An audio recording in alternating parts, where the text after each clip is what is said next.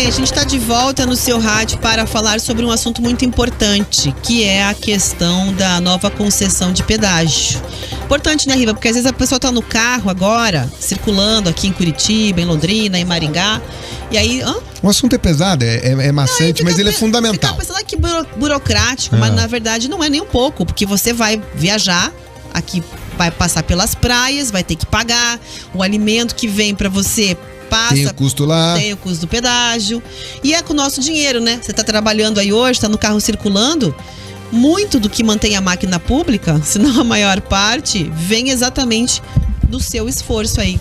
Os impostos todos que você paga. Então, na hora de cobrar, a gente tem que fazer esse papel jornalístico extremamente importante de sim acompanhar como é que andam as situações para que você... Exigir, né? Exigir, que você cobre, acompanhe o seu político, né? Que você votou, que você elegeu na época da eleição, foi aí pedir voto para você.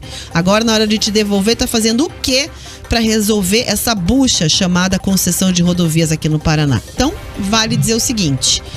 Aqui no Paraná tem um grupo, né, dos principais entidades do setor produtivo, grandes empresários, representantes da indústria, né, grandes lideranças, digamos assim, que comandam aí os departamentos importantes do setor produtivo do Paraná, que resolveram pressionar o governo federal, arregaçar as mangas, vamos também fazer nossa parte. Encaminharam aí um ofício à presidência da República, ao presidente Lula, e ao ministro dos Transportes, o Renan Filho, aquele que vinha, mas acabou não vindo aqui pro Paraná, para justamente cobrar agilidade, querem solução em relação à questão do pedágio. A gente vai para Londrina conversar sobre isso com a apresentadora Raquel Rodrigues. Raquel, bom dia para você.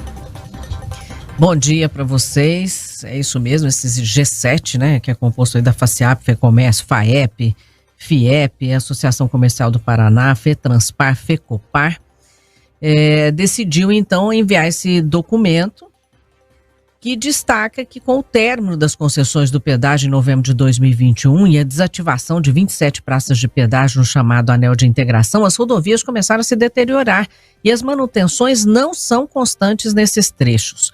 O presidente da FACIAP, a Federação das Associações Comerciais e Empresariais do Paraná, o Fernando Moraes, que é um dos coordenadores desse grupo, chamado de G7, explicou que existem muitas preocupações com as rodovias federais. Ele destacou ainda que a atual situação dessas estradas já está encarecendo o frete no estado. Ele também comentou que o modelo ideal foi amplamente debatido com a população paranaense e por isso o processo já está bem avançado, faltando apenas a concessão. Moraes afirmou que o G7 e o governo do estado desejam que o pedágio no Paraná seja responsável pela realização de obras como duplicações, viadutos e outras melhorias e não apenas a manutenção das estradas. As concessões das rodovias paranaenses deveriam ter saído, na verdade, do papel ainda no ano passado, o que não aconteceu. Enquanto isso, as estradas, como a gente já falou aqui, estão deteriorando sem manutenção e prejudicando diversos segmentos aí do setor produtivo e atrasando o desenvolvimento do estado. Essa foi a posição deles, né? Apesar de que a gente sabe que esse modelo, embora amplamente discutido, não está fechado. A gente já sabe também que ninguém quer só manutenção, quer duplicação, quer melhorias nas estradas. A gente tem as piores aí, se comparar com São Paulo e Santa Catarina, mas precisa fechar esse modelo de uma forma correta e especialmente com os custos de tudo isso, que também não está fechado, né? É com vocês. Pois é, e a gente vê o seguinte, né, Raquel, iniciativa do setor produtivo. A gente registrou agora há pouco, inclusive, e o Jornal da Manhã desdobrou, quem está na audiência acompanhou mais cedo, como é que anda o clima entre os nossos representantes políticos lá em Brasília. É um clima de abstinência, parece, né? De entrar na conversa, de encampar o debate. Parece assim, não é com a gente. Tinha, por exemplo, assim, lá pro Jornal da Manhã, a deputada Luísa Canziani disse que não tá acompanhando os bastidores da discussão sobre o pedágio. Que bom, não vai afetar a vida dela, talvez. O Sérgio Moro mandou uma nota falando que ele não ia comentar o pedágio, que é uma pauta que não tem relação com ele exatamente, né? O Oriovisto disse que prefere não se manifestar também. Só para relembrar o pessoal que não acompanhou o Jornal da Manhã, o Flávio Arnes disse que quem acompanhava a negociação representava a bancada nas audiências públicas, né? Disse que concorda com o pedágio do melhor modelo, tal, criticou o Ratinho Júnior. Mas assim vai, quando você escutar a matéria completa, pode entrar lá no YouTube, vai ter a edição de hoje deles lá. que eles trazem vários representantes da bancada que se dizem excluídos da conversa, né? Que, alguns que falam que estão acompanhando. Mas solução mesmo, Riva, para essa questão, por enquanto não tem. O ministro ia vir, não vinha mais, depois parece que na quarta-feira vai ter uma nova reunião. E foi por interferência do Partido dos Trabalhadores que o Renan Filho não veio, porque ele quer resolver com o Ratinho. Mas quem tem interesses políticos aqui dentro do nosso estado não está deixando e quer impor um modelo. Hoje, por exemplo, o presidente do Partido dos Trabalhadores aqui no estado do Paraná, Arilson Chiorato, disse que esse modelo que está aí não pode funcionar com um monte de coisa, com outorga. Mas o modelo antigo que não tinha, o modelo antigo foi pelo menor preço e deu. E aí fizeram um contrato draconiano que nem tribunais internacionais continuam a derrubar. Foi incoerente na fala dele. Esse negócio de degrau tarifário, de outorga, de valores, isso está sendo exigido agora para não custar tanto que nem custou. Há quem diga que vai custar menos, há quem diga que vai custar mais. Não tem um estudo definitivo ainda, Rafa, nem Clara Raquel que está participando com a gente, para afirmar categoricamente, peremptoriamente que não vai, como é que vai ser. Agora, o que não pode é 2 ou 3 políticos quererem impor o seu modelo. Isso não é prerrogativa deles.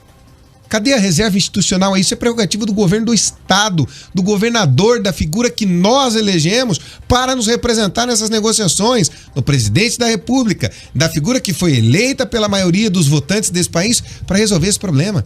Deputado pode dar parpite, como diria na minha terra. Lá em Cornélio, Raquel, a gente ia falar assim, pode parpitar, mas não tem que mandar. E a gente tem que assumir um protagonismo também. Não pode acontecer, como a gente tá vendo aí, os deputados, embora eles não vão aos finalmente tomar a decisão, mas assim, se eles não assumirem um protagonismo de também representar o Estado de alguma maneira, não sei, não é comigo, não vai dar, sei lá, daqui a pouco eu entro nessa conversa, isso não tem muito sentido, né? Se a gente não tiver um lado só, vai ser representado. Então a gente precisa que eles nos representem também, que coloque aí a situação, porque vai ter que ter essa força política, né? Não tem jeito. Não vai ser só técnica essa discussão e a gente já sabe disso, né? Com certeza. Inclusive, daqui a pouco a gente vai trazer desdobramentos aqui no Estado em relação a um cargo importante na Assembleia Legislativa, encampando aí as discussões a respeito do pedágio. Tem disputa política na área, daqui a pouco a gente conta mais, Raquel.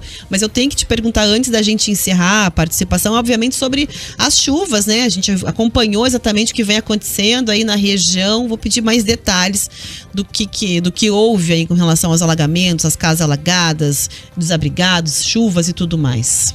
A gente está tendo fortes chuvas em todo o estado do Paraná e a gente teve uma surpreendente aqui na cidade de Bandeirantes, no norte do estado.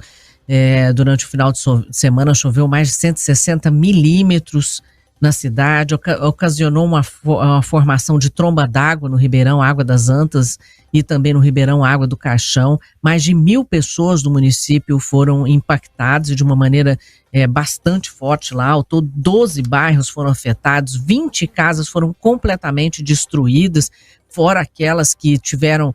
O rio subiu, né? O Ribeirão subiu, veio a água com lama, com sujeira, surpreendeu as pessoas.